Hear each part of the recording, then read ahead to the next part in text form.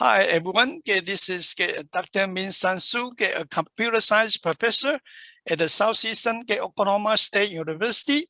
It is an honor and a privilege to have the opportunity to share my computer knowledge in Internet of Things, Raspberry Pi, and the Scratch with your child. In this video, I will give a short introduction and the summary of what we will be covering in each workshop. I will start with a brief introduction of what is Internet of Things, and then what is Raspberry Pi, and what is Scratch. Yeah, so what is Internet of Things, short for IoT? The Internet of Things describe physical objects with sensors, processing ability, and the software and the other technologies that connect and exchange data with other devices and the systems over the internet or other communication networks according to Wikipedia. So what is a Raspberry Pi? The Raspberry Pi is a tiny, affordable computer that you can use to learn programming through fun, practical projects. And what is Scratch? Scratch is a free programming language and the online community where you can create your own interactive stories, games, and animations. And before I get into the list of topics in the workshop, I would like to share some good news with you. You might have heard about the global shortage of chips, including the Raspberry Pi, but then we are able to secure enough Raspberry Pi units for our students. So it is really a blessing. As you can see from the information here, many places they all have the Raspberry Pi units sold out. Even some pre-order has been sold out at all as well. Okay, yeah. All right. So here will be the list of topics I will be covering. And I will start with Scratch. So before I explain what Scratch can do for us, let's watch a video clip to see what is Scratch and what Scratch can do for especially young kids. Okay, yeah.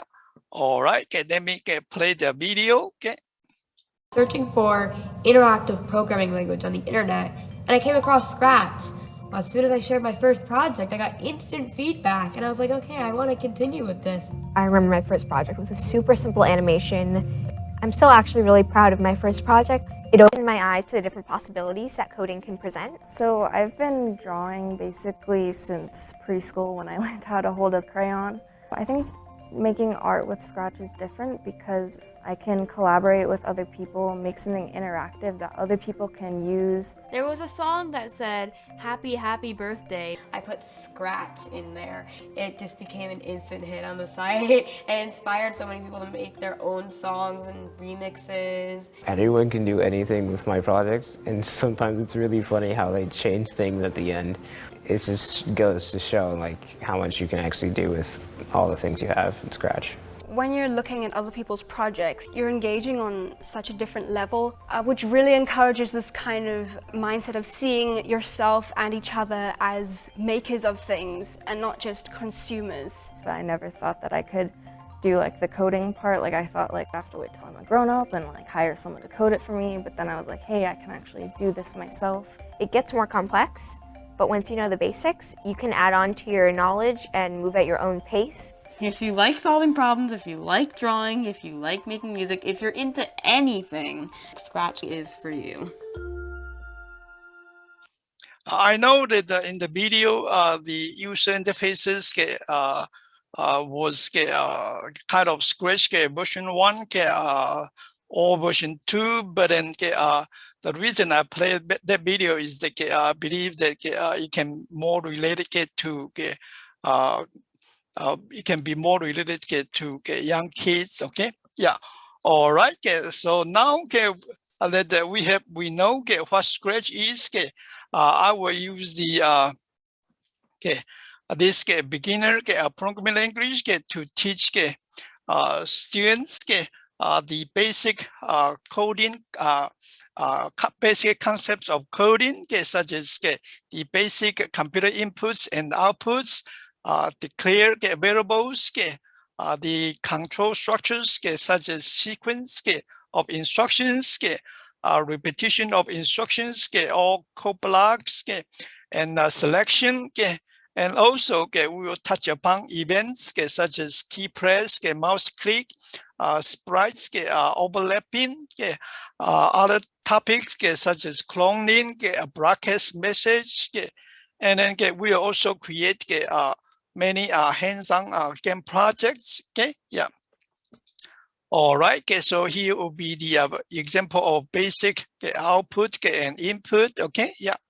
And then here will be the input the user can enter from the keyboard, and then the sprite will take that a value stored in a variable, for example, called answer, and then display it is nice to meet you, for example, John, if the user enter John. So this is a very simple interactive program involves output and input. Okay. Yeah, and then we will also learn about control structures such as sequence, repetition. Some people call it looping, using code example studies. This is sequence of processing. And then this will be the looping, and then we will also use a special feature from the extension called a pen to let sprite draw square or hexagon or a circle. Okay, yeah. Then again, we will create some simple games based on the knowledge we have learned, including the selection. Some people structure, some people call it the condition structure, and then the mouse click event. Yeah, so let me quickly play the video here to share the ideas. Okay, yeah. So this will be the next one. The wizard and the dragon. Okay, yeah. Again, once the wizard is clicked by the mouse button, then you will release the lightning, and once the lightning hit the dragon, then it will display and also say, oops, that hurt. Okay, yeah, so let me demo the game. Okay, yeah, let me click the wizard. Oops, lightning is that out. hurt. Yeah, so let me try it again. Yeah. Oops, that hurt. Okay, yeah, let me try it again. Oops, that hurt. Yes, I know this is a simple game, but then it will cover the concept of control structures such as sequence, looping, selection, and the events such as mouse clicked, and the sprite overlapping or touching events.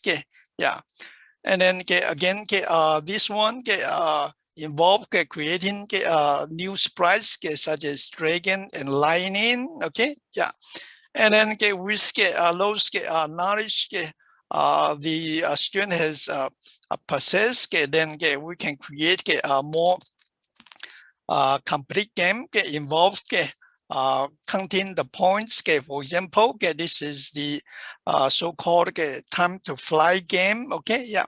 Okay, time to fly. Okay, yeah. So let me again show you the video. Okay, because this game allow us to put all the coding concepts we have learned to create a game. Okay, yeah. So let me show you the game here. Okay, so this will be the game. Okay, yeah, let me play it. Okay, in this game, you can use the arrow keys to move the sprite up or down, left or right. Okay, and then once the sprite touch the heart, okay, then the point here will be increased by 1, and then everything will animate as well. Okay, so let me show you the game. Okay, yeah. All right, the heart is the top. Okay, touch one, and the button touch another one, and you can see that the heart will move around at a different location as well. Okay, yeah. Okay, so it's pretty interesting. Okay, so let me start the game. Okay, yeah. So you can see that it will include playing the song or music as well. Okay, and through a game like this, then again it will reinforce us the concept of creating different characters, also called sprites, or if you want to call it avatar.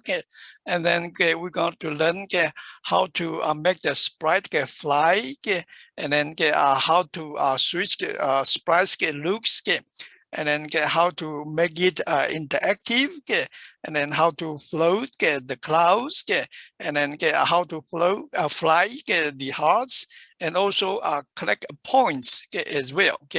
And with those skills learned, then again then you can create really different games. So you can change sprites using parrots and different food, or change the sprites to stars and dragon, or maybe kind of Superman on this flying carpet.